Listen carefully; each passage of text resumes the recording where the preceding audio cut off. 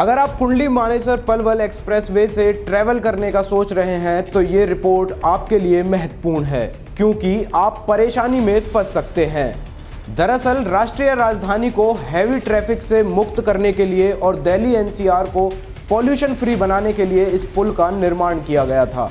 लेकिन इस पुल के निर्माण के समय कुछ आवश्यक सुविधाओं को ध्यान में नहीं रखा गया, जिसके कारण इस पे बहुत सारी परेशानियों से लोगों को जूझना पड़ रहा है। नमस्कार, मैं हूं विशाल कौशिक, आप देख रहे हैं न्यूज़ एनसीआर। केएमपी को अगर हादसों और मौत का सफ़र भी कह दिया जाए तो इसमें कोई दो राय नहीं है। ये एक तरह का रिंग रोड है। इस मार्ग से हर रोज़ तकरीबन 50,000 छोटे वाहन और बड़े वाहन दिल्ली में एंट्री किए बगैर अलग अलग राज्यों में आते जाते हैं। इस मार्ग को बनवाने का उद्देश्य मूल रूप से हरियाणा को अलग अलग राज्यों से हाई स्पीड नेटवर्क से जोड़ना था। केएमपी एक्सप्रेसवे को 2009 में 11 साल पहले यह परियोजना पूरी हो जानी चाहिए थी, लेकिन राजनीतिक और आर्थिक कारणों की वजह से ऐसा हो न सका।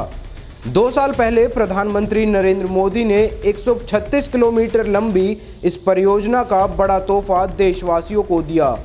एक राज्य से दूसरे राज्य में जाने का सफ़र आसान हो गया। दिल्ली पर प्रदूषण और वाहनों के जाम का बोझ कम हो गया, मगर ये सफ़र ना तो सुरक्षित है और ना ही सुविधाजनक। केएमपी हाईवे पर रात को कई जगह ना तो लाइट की व्यवस्था है। इस हाईवे पर पोल तो खड़े हैं, लेकिन आज तक उन पर लाइटें नहीं लगी हैं। 136 किलोमीटर लंबे इस सफ़र में ना तो टॉयलेट की व्यवस्था है और ना ही कोई खाने पीने की। पेट्रोल पंप की सुविधा से वंचित इस एक्सप्रेसवे पर यदि आपकी गाड़ी खराब हो जाए, पंचर हो जाए या उसमें हवा डालने की ज़रूरत हो तो वो काम भी नहीं हो सकता, क्योंकि यहाँ ऐसी कोई सुविधा मौजूद नहीं है।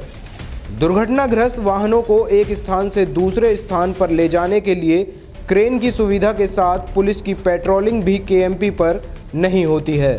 इस हाईवे पर गड्ढे भी तमाम हो गए हैं। हर रोज़ की औसतन देखी जाए तो ऊबड़ खाबड़ रास्तों के कारण 50 छोटे वाहन और बड़े वाहन क्षतिग्रस्त हो रहे हैं। अगर आप अपने परिवार के साथ इस पर ट्रैवल कर रहे हैं तो आप अपनी और अपने परिवार वालों की ज़िंदगी दांव पर लगा रहे हैं। एक्सप्रेसवे पर कई जगह इमरजेंसी नंबर 1035 भी दिए गए हैं, जिन पर कॉल करने के बाद मालूम होता है कि अभी इमरजेंसी नंबर के एम्प्लॉय बिजी हैं। इस एक्सप्रेसवे पर हल्के वाहनों के लिए निर्धारित गति सीमा 120 किलोमीटर प्रति घंटा है और भारी कॉमर्शियल वाहनों के लिए 100 किलोमीटर प्रति घंटा तय की गई है।